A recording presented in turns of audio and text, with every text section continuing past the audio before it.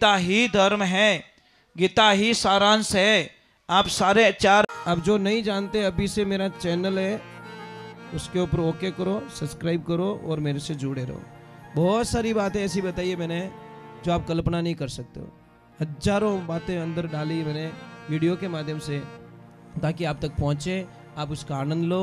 कोई minus point है तो उसको पढ़ाई के लिए, धंधे के लिए, घर की परेशानियों के लिए, मतलब बहुत सारी, जिसकी सगाई नहीं हो रहे, संबंध नहीं हो रहे, क्या कारण है क्या नहीं है, चैनल से जुड़े। आपको सुन के बड़ा अच्छा लगेगा। आज हमारा पवित्र ग्रंथ, जिसको कहते हैं कि एक फल होता है और एक फल का रस होता है। जितना बड़ा फल होता है उतना बड़ा रस नहीं निकलता उसमें से।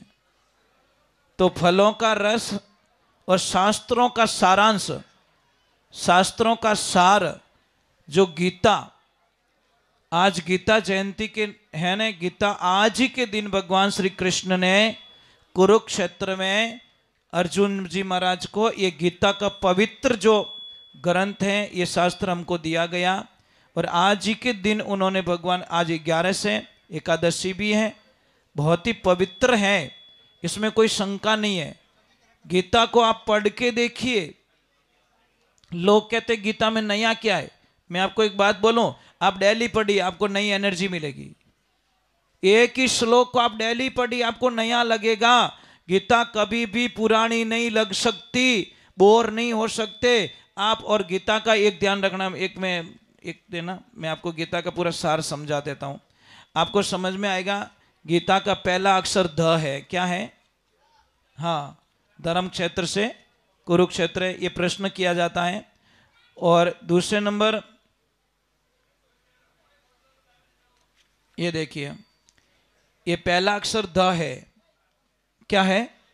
ये गीता की शुरुआत कहाँ से होती है और एंड कहाँ पे होती है? 18वें अध्याय में वापस म पे खत्म होती है। आधा र है और म, इसका मीनिंग क्या है? धर्म। समझ में आ रही नहीं? पढ़ने से कुछ नहीं होता।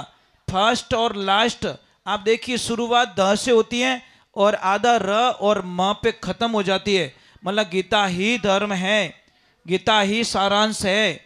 आप सारे 4 वेद, 6 शास्त्र, 17 पुराण और 18वां श्री भागवत कथा, जिसमें गीता जो सार है, ये गीता जो पढ़ता है, इतना लिखा है शास्त्र में कि जो गीता जिसके घर में होती है ना, उसके घर पे भी कोई भी 11वें अध्याय के 36वें श्लोक में इसमें स्पष्ट वर्णन किया गया है कि ये पुस्तक जहाँ पे भी होती है उस घर में कभी प्रेत आत्माएं, नेगेटिविटी ऊर्जा और नेगेटिविटी कोई क्रिया काम कभी नहीं करती, कभी नहीं करती। होना चाहिए आपको विश्वास। तो आपके किसके किसके घर में गीता मैया का पाठ होता है? बहुत अच्छी बात है। जो नहीं होता है, आज यहाँ से प्रसाद रूप में ये गीता मैया का प्रसाद दिया जाएगा आपको। लास्ट के अंदर जिनको भी चाहिए वो ले जा सकते हैं। इसमें एक अक्षर और लिखा है कि हे अर्जुन, जो इसको ना समझने की कोशिश करे, इसको बोझ माने, उसको दिया हुआ प्रसाद भी महापाप लगेगा। समझ में आ रही ना? अगर जिसको डायबिटीज है, बीमारी है, बिने मुंडा आगे रसगुल्लो मेलोला, तो महाराज मने नहीं लागे कि नहीं कदर कर सके। कर सके? नहीं कदर क्यों नहीं करेगा? क्यों? उसको डायबिटीज की बीमारी है। तो जो भगवान के प्रति आस्तिक नहीं है, नास्तिक लोग इसको एक बुक मानेंगे, किताब मानेंगे। और गीता को किताब मानना ही सबसे बड़ा मूर्खता का कारण है। गीता किताब नहीं है, गीता एक जीवन का सार है। इसको आप पढ़िए और अपने बच्चों को पढ़ाइए और बच्चों को जीवन में समझाइए कि गीता होती क्या है। चलो एक बार जय बोलते, बोले श्री भगवान की। तो आप अपना नाम लिखवा सकते हैं, बहुत ही पुण्य मिलेगा आपको।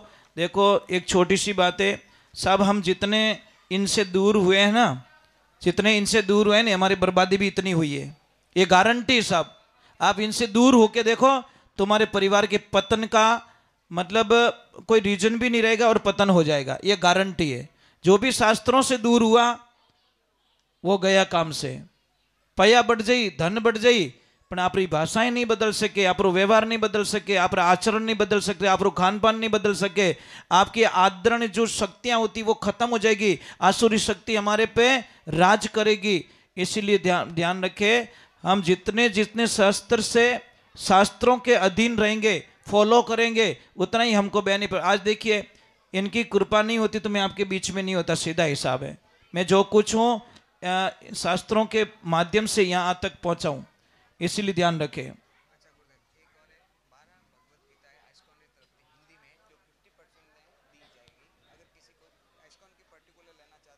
जी, 12 गीता मैया इस्कॉन मंदिर से भी आई है, जिनकी जो भी रेट है उनसे 50% में आपको उपलब्ध कराई जाएगी। जिनको भी लेना है वो यहाँ पे ले सकते हैं।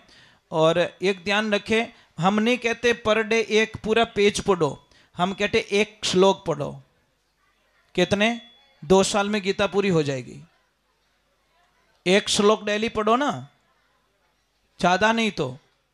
आप 8वें अध्याय में जाना, बड़ा राज की बातें मिलेगी आपको, आप कल्पना नहीं कर सकते। गीता में भगवान श्री कृष्ण कर्म को प्रधान बता रहे हैं, दूसरे अध्याय में कर्म करने का बोल रहे हैं, पर 18वें अध्याय में वापस रिटर्न बोल रहे हैं, अब तो आजा वापस। भाई हमको छुट्टी भी दे रहे हैं कि तू जा कर्म कर। दूसरे अध्याय में कर्म करने का हमको रास्ता बताया जा रहा है, पर 18वें अध्याय में वापस बोला कि अबे धाप गो रहे तो अबे तो आजा, पर वो तो हितर में ही नहीं धापे, तो पछे थोड़ा सा दुख लागे साहब।